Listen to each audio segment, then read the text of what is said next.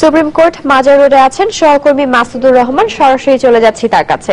মাসুদ, সমাবেশের সবশেষ কি খবর আছে আপনার কাছে?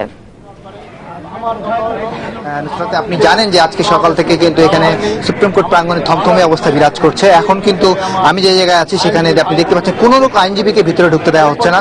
আমি কিছুক্ষণ আগেও সুপ্রিম কোর্ট আইনজীবী সমিতির সভাপতির সাথে কথা বলেছিলাম, তিনি বলেছেন যে তাকে পর্যন্ত এখানে ভিতরে ঢুকতে দেওয়া হচ্ছে না। যে গুম খুন এবং সন্ত্রাসের প্রতিবাদে বিএনপির আইনজীবীরা যে সমাবেশের আয়োজন করেছিল সুপ্রিম কোর্ট প্রাঙ্গণে, সেটির কিন্তু আজকে সেখানে যোগ দেওয়ার কথা ছিল বিএনপি চেয়ারপারসন বেগম খালেদা জিয়ার। কিন্তু কাল রাত থেকে কিন্তু এখানে একটি পরিস্থিতি রাখা হয়েছে যেখানে কিন্তু কোন রকম পুলিশ বাধা সৃষ্টি করছে। আইনজীবীরা অভিযোগ করছেন যে এখানে এই প্রোগ্রামে তারা কোনোভাবেই আইনজীবীদেরকে ঢুকতে দেবেন না। আমি এখন যদি সরাসরি কথা বলি সুপ্রিম কোর্ট আইনজীবী সমিতির সভাপতির সাথে সরাসরি আমি চলে যাচ্ছি। আমাদের অবস্থান সর্বশেষ অবস্থা কি আমাদেরকে একটু বলবেন?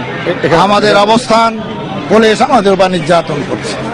আমাদেরকে সুপ্রিম কোর্টের দরজা বন্ধ করে দিয়ে, আইনের দরজা বন্ধ করে দিয়ে আমাদেরকে বাইরে রেখেছে। সুপ্রিম কোর্টের প্রেসিডেন্ট তিনি গেটের সুপ্রিম কোর্টে ঢুকতে পারেন না। এর চেয়ে লজ্জা, এর চেয়ে কলঙ্কজনক অধ্যায় আর কি হতে পারে? তাই আজকে সারা বাংলাদেশের মানুষের বিবেকের কাছে, মানবাধিকার সংস্থার কাছে এবং পৃথিবীর সমস্ত আইনজীবী মানবাধিকার সংস্থাগুলোকে আমি আহ্বান জানাচ্ছি, আসুন সম্মিলিতভাবে প্রতিবাদ করুন। বাংলাদেশের দেশে আজকে হত্যা, গুম, অপহরণের শিকার।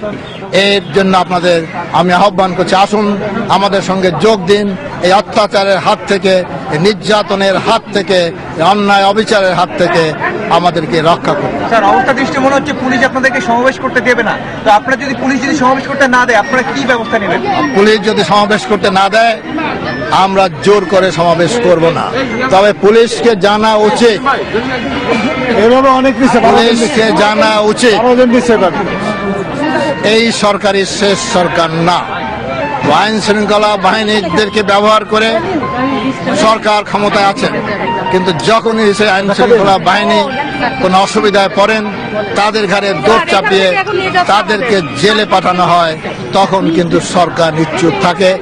আইনজীবীরাই তাকে আপনি শুনলেন যে ওনারা বলেছেন যে ওনারা পুলিশ যদি তাদেরকে সমাবেশ করতে না দেয়, তারা কিন্তু জোর করে সমাবেশ করবেন না।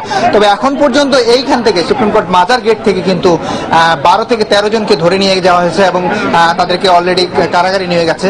তো নুসরাত, এখানকার থমথমে অবস্থা বিরাজ করছে। আপনি এখনো দেখতে পাচ্ছেন যে পিছন থেকে কিন্তু আরেকজনকে গ্রেফতার করে নিয়ে যাচ্ছে। আপনি দেখতে পাচ্ছেন আরেকজন আইনজীবীকে ধরে